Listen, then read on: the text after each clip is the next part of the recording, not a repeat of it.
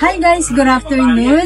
Welcome back to Joanne Tusing Channel. So ayan, ngayon po ipapakita ko sa inyo guys yung mga second hand cars, no? Baka mayroon silang magustuhan. Unahin na po natin itong 2023 na Toyota Avanza E. Okay? So tara, samahan niyo ako guys.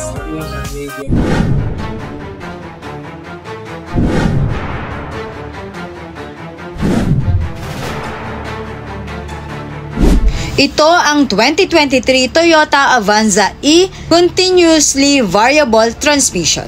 First owned unit po ito, 7-seater guys, at all original, all power, no issues and no accidents. Safe naman ito idaan off-road dahil mayroon itong ground clearance na 195mm. Pagdating naman po sa mileage nito ay mayroon itong 15,000 kilometers. Sa mga gusto naman po malaman ng price nito, malalaman nyo yan mamaya pagkatapos po ng demonstration natin ito. Kaya naman, panoorin nyo po ito hanggang dulo. At dahil nandito na tayo banda sa may passenger side, no? Ito na yung una kong ipapakita sa inyo.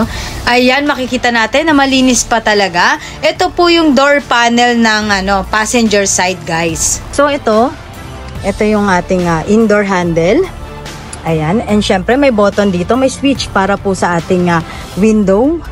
Yan. And ito yung ating cup holder, bottle holder, no? So yan.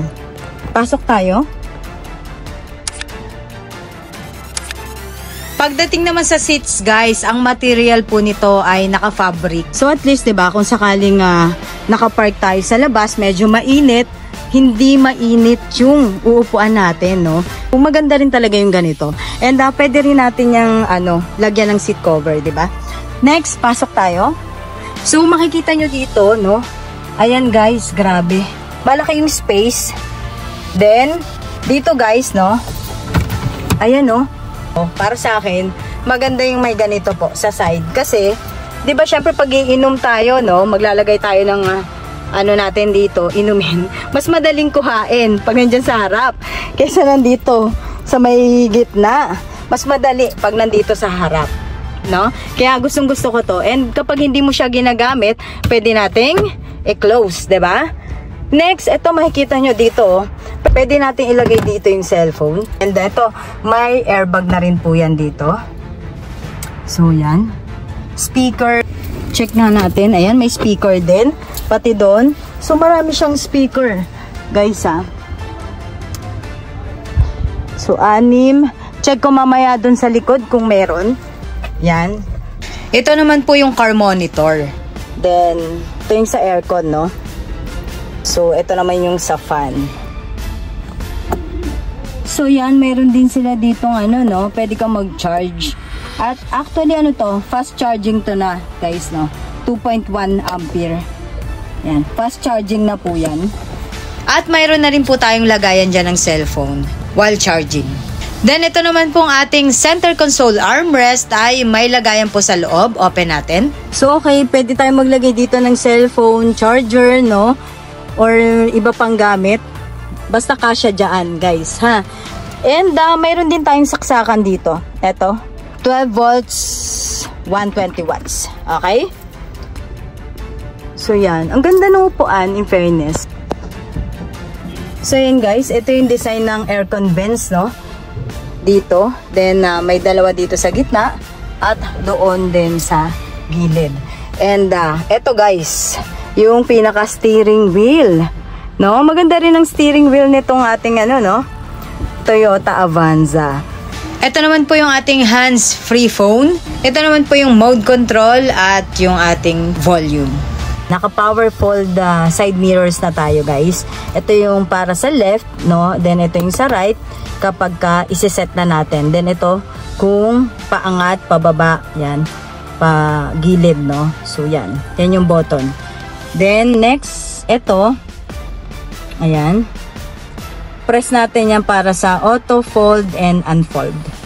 Okay, then ito yung switch para po sa ating mga power windows guys. Then ito naman yung switch para po sa lock ng ating windows dito, no, sa second row. para sa safety po ng mga bata, guys. So dito, ito no, ito yung pinakahawakan. Once na isasara na natin yung ating pinto. Ito naman po yung pinaka hazard. So kitang-kita siya diyan. Guys, red na kasi yan and nandito siya banda sa ating aircon vents. Check naman po natin itong rear view mirror. Guys, naka-manual po ito, ha? Hindi po ito naka-auto dimming. Anyway, okay lang naman, no? Kasi e-variant po ito. So dito, ito yung ating sun visor. Yan. So dito sa passenger side, mayroon naman tayong mirror, guys, no? So makakapag-salamin naman dyan yung nakaupo dito sa ating passenger seat. Grab handle. Yan.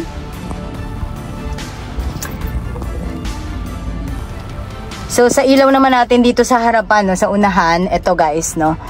Yan, dyan natin ipipress kapag i-open and off natin, no? So ganyan siya. Then ito yung pinaka-microphone kapag magvo-voice command tayo, dahil ito yan, no? Yung ipe-press natin pag magvo-voice command, and ito yun, pinaka niya para marinig. Okay? Ito naman po yung stock natin para sa mga ilaw, guys, no? Katulad ng headlight, park light, and ito naman po yung stock para sa wipers. Sa bandang ilalim ng dashboard, mayroon tayong lagayan dito na maliit. Sa taas naman nito ay makikita yung button po para sa traction control.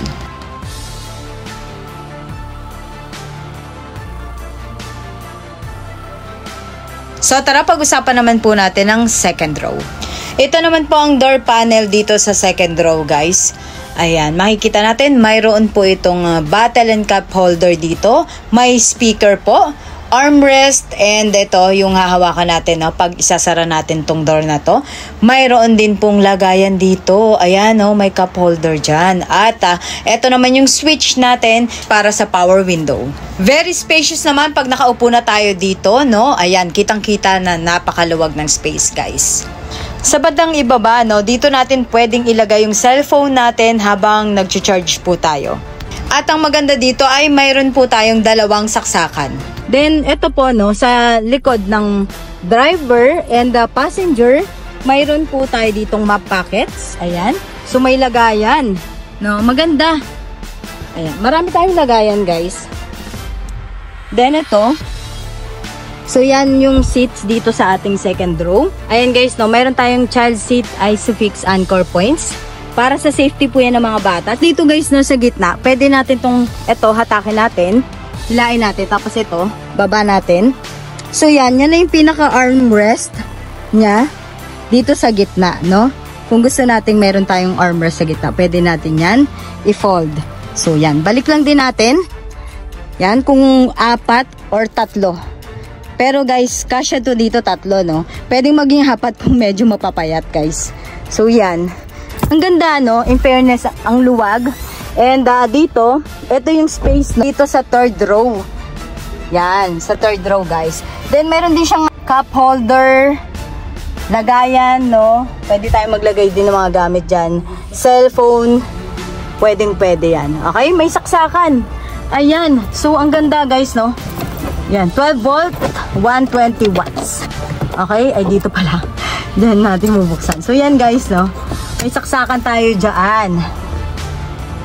So, yan. Dito, guys, pwedeng dalawa nakaupo po, no? Sa third row. And ito, makikita nyo. Ayan. Mayroon tayong seatbelt. No? Etong seatbelt na to, guys, no? Para po yan dito sa nakaupo sa gitna. Okay? Dito yan sa gitna, nakaupo. So, yan. Ang linis lang tignan, no? Kaya, mas maganda na ganito siya nakalagay. So, yan. Malinis tignan, no?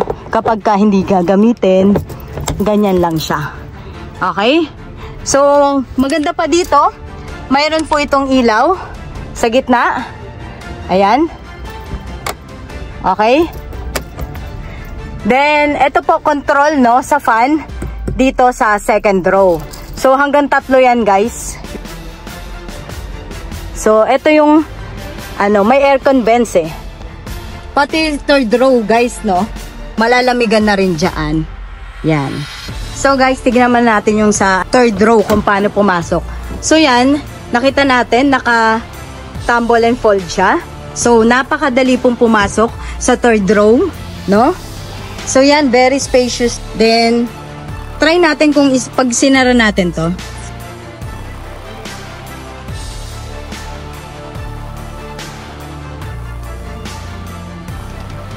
Kaya pa? May space pa, Han. Sagad ako. Pero pwede siyang i-abante to. Sagad doon, no? Pero ito, na-adjust naman to, guys. Try natin. So, yan. Hindi, pag magtitira tayo. So, pag nakasagad doon, ayan.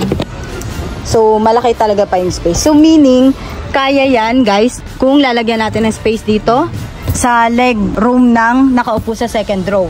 Then ito naman sa third row. Maluwag pa rin. So ibig sabihin guys, pwede pa rin nating iusog ito.